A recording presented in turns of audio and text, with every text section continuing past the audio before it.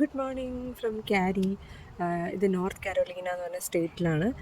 ഇതൊരു ഭയങ്കര ശാന്തമായിട്ടുള്ളൊരു സ്ഥലമാണ്. ഒട്ടും സിറ്റി ഫീലിംഗ് ഒന്നുമില്ല. വളരെ ശാന്തമായിട്ട് എനിക്ക് പറഞ്ഞാൽ ഒരു വില്ലേജ് പോലെ തോന്നും. പക്ഷെ നല്ല ബ്യൂട്ടിഫുള്ളാണ് കാണാൻ. ഒരുപാട് ഗ്രീനറി ഒക്കെ ഉള്ളൊരു സ്ഥലമാണ്.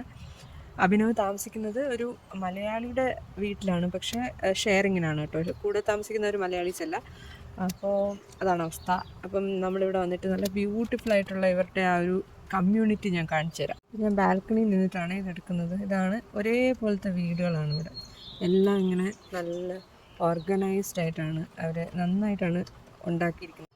രാവിലെ ഒരു നല്ല കോഫി കുടിക്കാമെന്ന് വിചാരിച്ച് ഞാൻ അടുക്കളയിലോട്ട് വന്ന് ഞാൻ കണ്ട കാഴ്ച ഇതാണ്. ബാച്ചിലേഴ്സ് ആണെങ്കിലും ആരാണെങ്കിലും വീട്ടിൽ നിന്ന് കുറച്ച് ഈ കിച്ചൺ എങ്ങനെയൊക്കെ ക്ലീൻ ചെയ്യണം, അല്ലെങ്കിൽ കിച്ചൺ എങ്ങനെ മെയിൻറ്റെയിൻ ചെയ്യണമെന്ന് പഠിച്ചിട്ട് വരികയാണെങ്കിൽ മറ്റുള്ളവർക്കും കൂടെ ബുദ്ധിമുട്ടില്ലാതിരുന്നതന്നെ.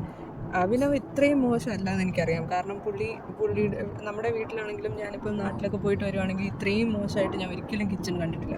പക്ഷേ ഇവരുടെ ആറ്റിറ്റ്യൂഡ് എന്താണെന്ന് വെച്ചാൽ നമ്മൾ ഷെയറിങ്ങിലാണ് താമസിക്കുന്നത്. അപ്പം ഞാൻ എന്തിനു ചെയ്യണം എന്നാണ് ഓരോരുത്തരും ചിന്തിക്കുന്നത്. അതുകൊണ്ട് ആരുമേ കിച്ചൺ ക്ലീൻ ചെയ്യില്ല.